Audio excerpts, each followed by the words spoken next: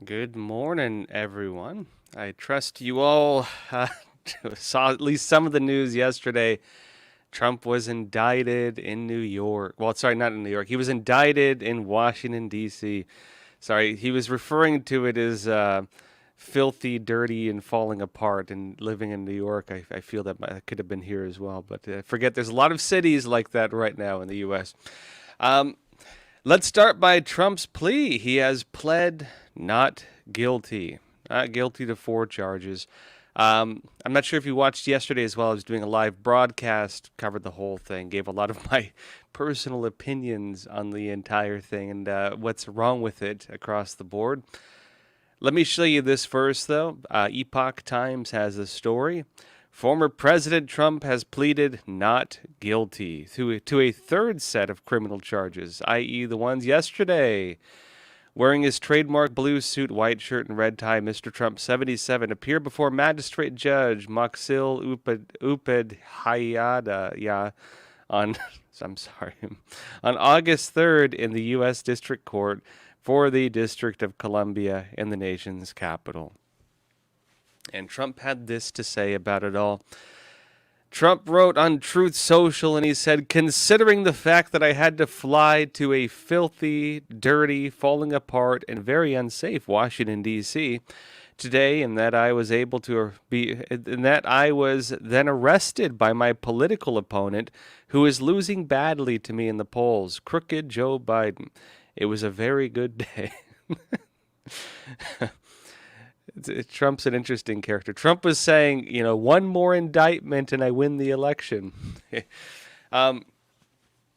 I gave a lot of my take on what happened yesterday, so I won't go too deep into it. Basically, though, let me give you a rundown. Trump has now been charged technically 3 times. You could count, I guess, the rape allegation as a fourth, which was a misdemeanor. Let me explain to you briefly all that has taken place. Well, by the way, we'll go into questions early today. So if you have questions, leave them in the chat. I didn't do a Q&A yesterday, so we'll do a longer Q&A today. Let me explain to y'all what happened. One of the charges around Stormy Daniels, which is they're saying Trump, misused campaign finance funds to pay off, Stormy Daniels as, they say that he had an affair with her. She denies that, by the way. The media has continued stating it, but she actually denies it. Basically, how that happened, it was a misdemeanor crime. A misdemeanor, not a felony, meaning it should not have been done through the federal government, or it should not be a federal crime because they're charging him through Alvin Bragg, a DA, a Soros-backed DA in New York, Alvin Bragg. Alvin Bragg takes that misdemeanor crime that was already past the statute of limitations. It was already past statute of limitations, right? They could not legally charge him with it. So what did they do? Alvin Bragg takes that one misdemeanor, multiplies it like a couple dozen times, and turns it and elevates that into multiple felonies. How do you take one misdemeanor past the statute of limitations, elevate that to not just one felony, but multiple felonies? That's what Alvin Bragg did to Donald Trump. People, even Democrats, acknowledge that that is probably the weakest of the charges Trump is facing. Again, because how do you even do that in the first place? Notably, one of the biggest loopholes in how he did that was that he had to claim that Trump actually violated a different law in order to turn a misdemeanor into a federal crime.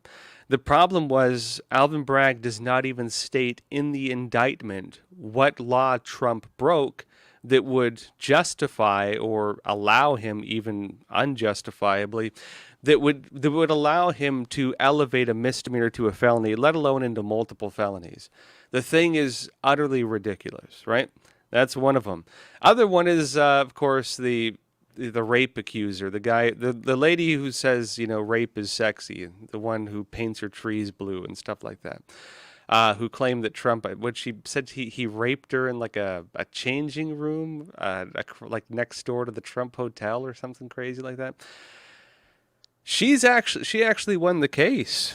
take it for what you will. The thing is, in New York City, so this is what happened. It was already past the statute of limitations as well.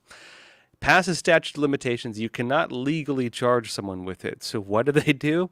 New York does a little, sleight of hand. They pull a good old, watch the birdie trick, right? Pulling the rabbit out of the hat. Only this time it's, putting Trump in, in another criminal case. But the way they did it was they changed some laws. They gave themselves a 1-year window where crimes of that sort, rape allegations, that had happened previously and were past the statute of limitations, there was a 1-year window where people could actually bring the cases back and charge somebody. And so, because again, it was past the statute of limitations, they created a 1-year window that allowed her to then, go after Trump legally. Past the statute of limitations, they changed the law to allow them to do it. Take it for what you will. The other thing is, get this, in New York City, in New York, when it comes to the Me Too movement and rape allegations, the accusation itself is considered to be evidence. And so if you accuse someone, the accusation counts as evidence, meaning you can make allegations without any evidence, and it stands because the accusation is counted as evidence. It's glorified, Napoleonic legal system where you're guilty until proven innocent, rather than innocent until proven guilty. Because again, the accusation counts as evidence. That is counted as evidence that you need to then prove otherwise. You are guilty until proven innocent, and that's of course how they got Trump on that one. Then, of course, there's the classified documents scandal, where Trump allegedly took home classified documents from Mar-a-Lago. Well, it turns out that Mike Pence, Joe Biden, while he was a senator notably, Bill Clinton in his taking home documents in his socks, Barack Obama, Hillary Clinton, former Secretary of State, using a private email server, all of them took classified documents. In fact, Joe Biden, while he was still a senator, has tens of thousands of them. Tens of thousands, boxes, kept them in his garage next to his fancy car. Kept him in the home where Hunter Biden kept it listed as his home address, notably. None of them are going to be charged, probably. Only Trump is being charged, and people are wondering, well, why is that? Why is Trump the only one being charged? Maybe there's something else going on. Not only that, but they're getting this is the legal sleight of hand they're using in the classified documents case. They're saying that he violated a law stipulated in the Presidential Records Act, which is not quite true, actually. That he took home classified documents, right?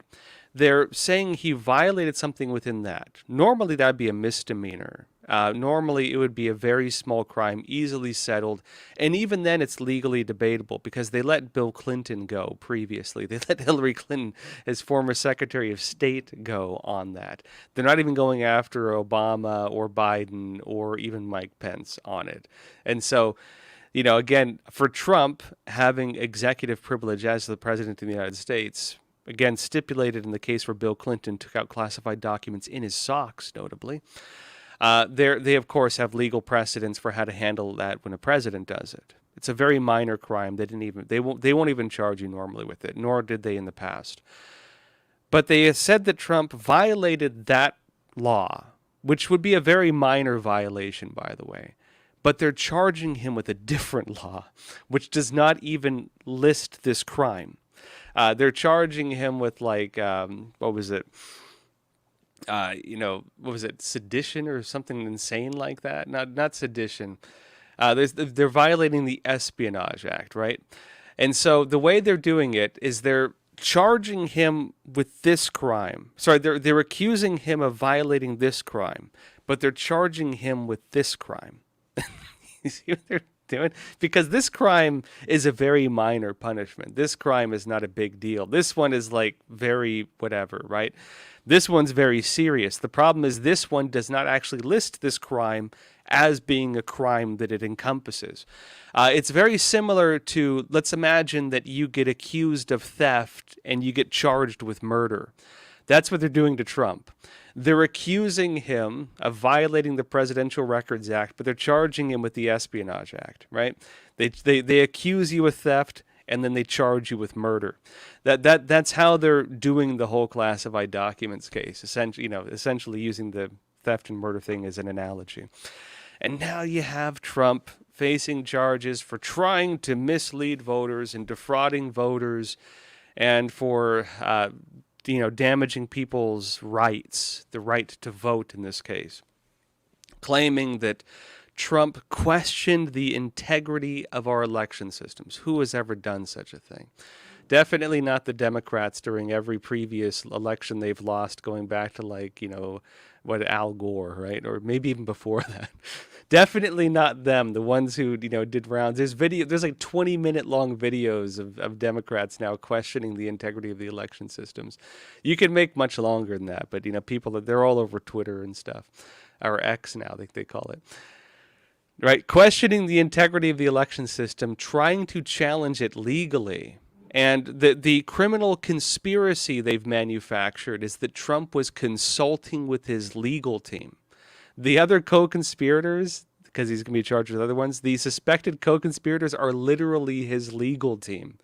So they're saying that Trump, having discussions with his lawyers, normally attorney-client privilege, normally under the Constitution, protected discussions, not even available to be prosecuted normally, right? They're claiming that his consultations with his legal team to try to find a legal avenue to contest the election when there was serious evidence of, let's call them anomalies across the board. They're saying that was a conspiracy where they colluded with one another in order to deprive people of the right to vote. And then challenged the elections, and then, of course, had dueling electors in 7 states go forward and cast dueling electoral college votes, notably something the Democrats have done previously. It was deemed legal previously, meaning you can legally do it, at least in terms of normal legal precedents. They're saying that Trump's act of doing so was a violation of the law now. And of course, people are pointing to, hey, what happened in 2016 when you had the Democrats trying to get the Electoral College to cast opposite votes of what they had been voted to do by American voters? Was that not the same crime, or is this different? That's the big narrative here. Then, of course, that Trump said, go peacefully and let your voices be heard on January 6th. And it turned out there was not proper security there. And while he was still speaking, people had breached the Capitol building, and the rest is history. They're saying that all of that was part of a large-scale conspiracy on behalf of Trump, consulting with his legal team, i.e. his co-conspirators, in order to carry out what could be major crimes. Here we are, and here we are now. That's what's happening. Quick rundown, and here we are now. They're probably going to charge him again, just so you know, too, in the Georgia case. Again, dealing with the dueling electors as well. But again, we'll have to see. None of this so far is able to block Trump from running for president. None of this will block him from winning the presidency. And notably, he's still campaigning very hard, and notably even using these charges as a way to fundraise for his campaign. That said, let's jump over to Epoch TV. I'll go over one more short thing, and then we'll jump right into questions. All right, folks.